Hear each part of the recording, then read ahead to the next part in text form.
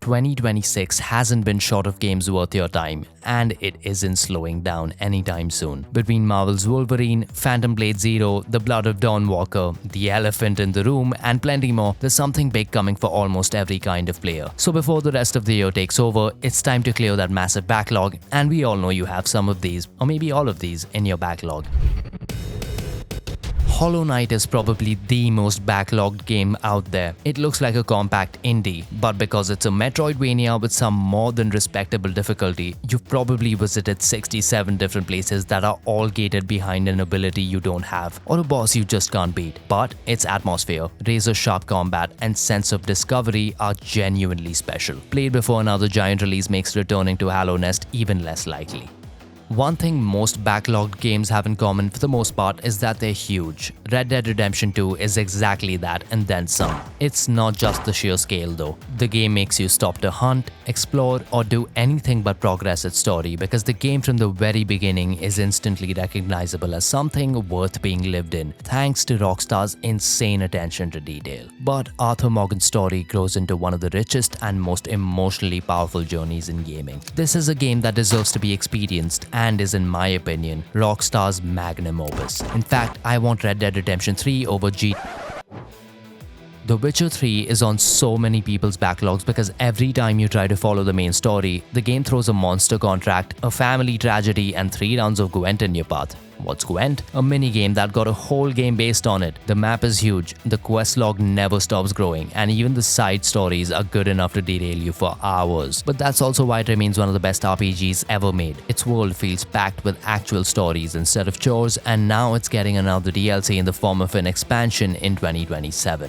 Finish Geralt's journey before "I'll get back to it someday" turns into another 5 years.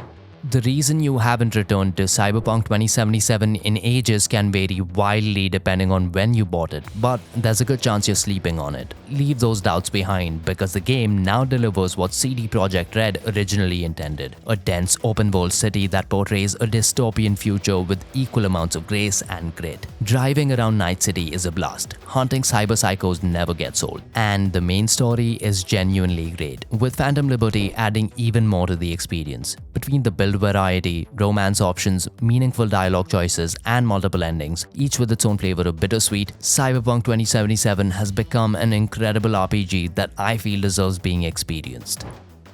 Elden Ring is the elephant in the room whenever the discussion comes up. Most people who dropped it probably only got to taste the straw without even taking a sip. Dude, I should trademark that one, that was amazing. Anywho, Elden Ring is difficult, but that difficulty has been blown vastly out of proportion. The game demolishes you early to set up an arc of sorts, as is tradition in From Software's Souls games. Beyond that initial wall is a beautiful open world filled with mind-boggling discoveries, amazing combat, and a strong progression system, and an absolute godsend of a boss roster. Its legacy dungeons like Stormveil Castle are a masterclass in video game level design. Regardless of its reputation, it's a game that is designed to be beaten, multiple times at that. Backlog-wise, that's a lot in terms of runtime, but there'll always be some of you out there who've actually finished those. Maybe one of these could be the difference between buying a new game or sleeping on a gem. Disco Elysium, the final cut, is dense and very easy to lose track of after a break, but if you give it your full attention, the writing is genuinely some of the best in games. Baldur's Gate 3 is enormous and dangerously easy to restart. Create a character, commit to it, and actually see one playthrough through. Note to self. Hades is the game you keep saying you'll return to for one more run. You should, because the combat, characters, and music make it ridiculously easy to love.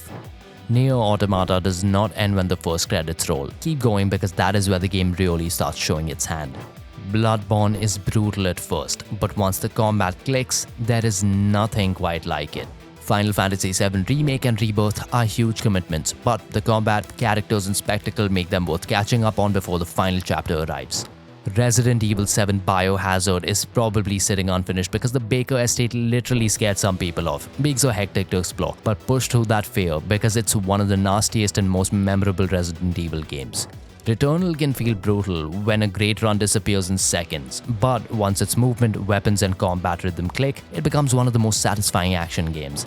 Assassin's Creed Valhalla is so massive that even committed players can burn out before seeing Eivor's journey through, so go see it through if you haven't already.